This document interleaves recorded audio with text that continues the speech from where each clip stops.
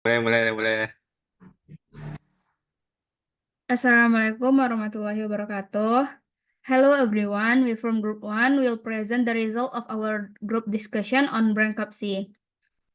Who's the members?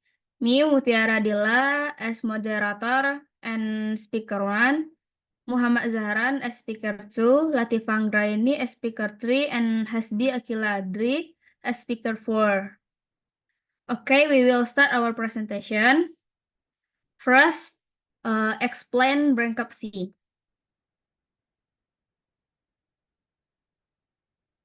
Bankruptcy etymologically comes from the word bankruptcy. The term bankruptcy comes from the Dutch word failliet, which has two double meaning, namely as a noun and as adjective. The term failliet itself comes from the French word failliet, which means strike or payment jam. The next material will be explained by Zahran. To Zahran, time is yours. Okay, thank you, moderator. Next, laws governing bankruptcy. First, Law of the Republic of Indonesia number 37 of 2004, concerning bankruptcy and postponement of the payment obligation. According to Article 1.1 of Law number 37 years 2004 on bankruptcy and suspension of debt payment obligation, commonly referred to as the bankruptcy law. Bankruptcy is general confiscation of all asset of an insolvent debtor whose management and administration is carried out by a curator under the supervision of a supervisory judge. Okay, next slide. Second, there are several conditions that must be met to file for bankruptcy. First, must have leads to our more creditor. Second, failure to pay at least one debt in full. Third, the debt has matured and can be collected.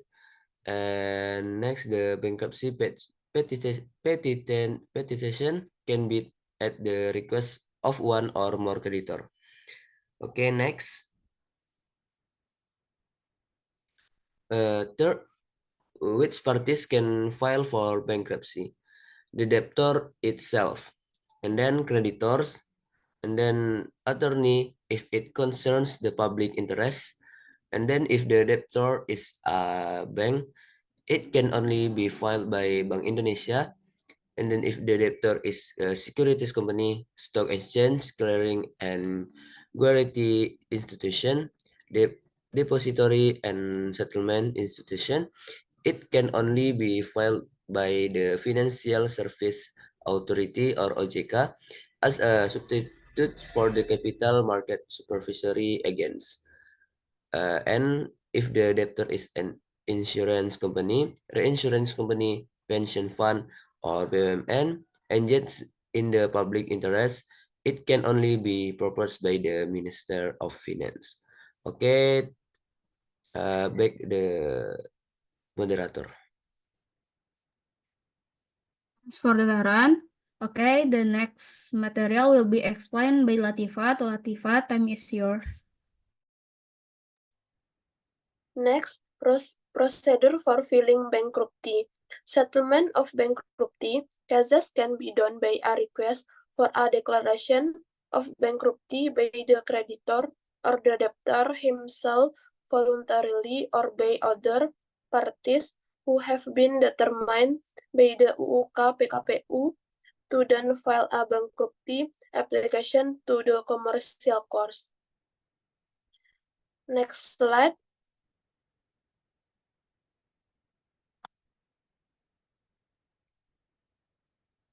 The process is as follows. 1. Application registration stage. In accordance with the provision stipulates in Article 6 paragraph 1 of the UUK PKPU, the application file an application for a declaration of bankruptcy to the commercial court. 2. Stage of summoning the parties. Before the trial begins, the court through the bailiff conducts summons of the party. 3. Trial stage on application for bankruptcy declaration. Within a period of no later than 3 days after the date of application for a statement bankruptcy is registered, the court study the application and sets a hearing. Article 6 paragraph 5 of the UK PKPU. 4. Stage of the decision on application for bankruptcy declaration.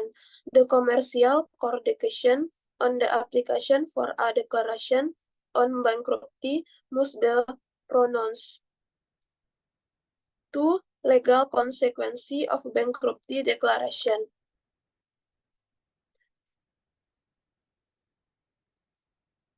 The legal consequences of the bankruptcy declaration decision are regulated in Article UK PKPU, which includes all the debtor asset at the time the bankruptcy declaration is pronounced and everything obtained during the bankruptcy. The debtor who is declared bankrupt lost all his civil right to manage and control the assets that have been put into the bankruptcy estates. But the debtor who is declared bankrupt can still carry out legal acts that concern him because bankruptcy only results in the bankruptcy debtor asset, not the bankruptcy debtor personal. Back moderator. Thanks for Latifah. The next material will be explained by Hasbi. To Hasbi, time is yours. Okay, what is a PKPU curator? The definition of a curator in law number 37 of 205 concerning bankruptcy and suspension of debt payment obligation. Bankruptcy law is the estate office or an individual appointed by the court to manage and settle the assets of bankrupt debtor under the supervisor of the supervisor judge. Next, purpose of PKPU curator. The purpose of filing a PKPU is so that the debtor can submit a peace plan that include an offer to pay part of the creditor debt, both preferred and concurrent creditors. Next, payments that's in PKPU have three points, and first point is submitting a request for suspension of debt payment obligation or PKPU, and second point homologation in PKPU, and third is settlement of homologation law. Commercial court. Definition is the commercial court is an alternative to dispute resolution outside the arbitration body. The commercial court has the task of handling cases related to evidence, debt verification, actio poliana, debt suspension, intellectual property rights atau IPR, and bankruptcy dispute. Okay, authority of the commercial court. The commercial court in Indonesia has the authority to handle various cases related to bankruptcy and suspension of debt payment obligation. These authorities include number one, bankruptcy. Solving case regarding bankruptcy, declaration against debtors who are unable to pay their debts. And two is postponement of debt payment obligation, PKPU. Arrange and deciding cases regarding requests for suspension of debt payment obligation from debtors.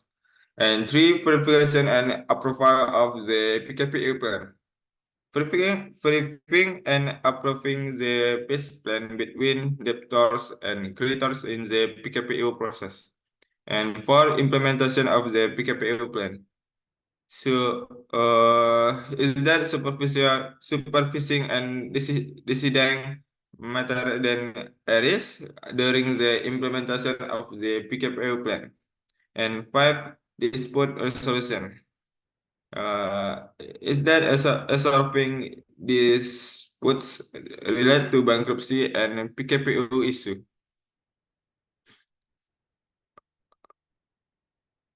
Okay, I will back to moderators. Thanks for Hasbi. The next material will be explained by Zahran. To Zahran, time is yours. Okay, thank you, moderator. Okay, the next material is characteristic of commercial cost.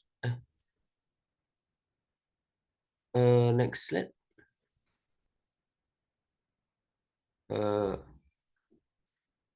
Okay, application for cassation.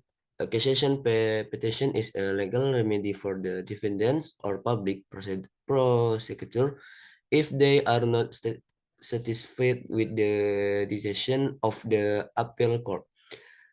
Cassation can also be filed without taking an appeal first.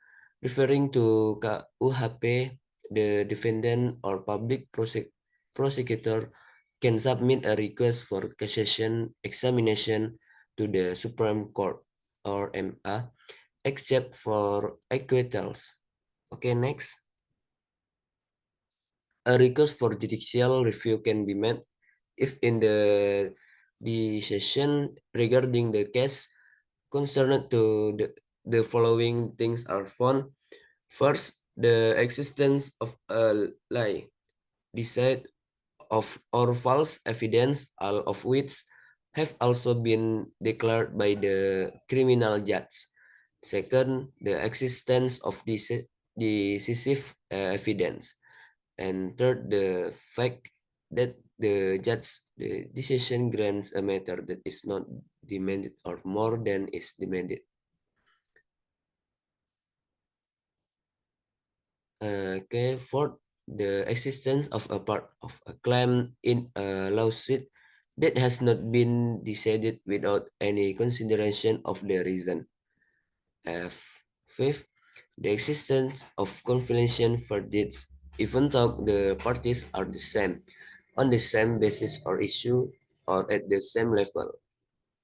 Okay, and six, the fact that the verdict contains a manifest error or mistake.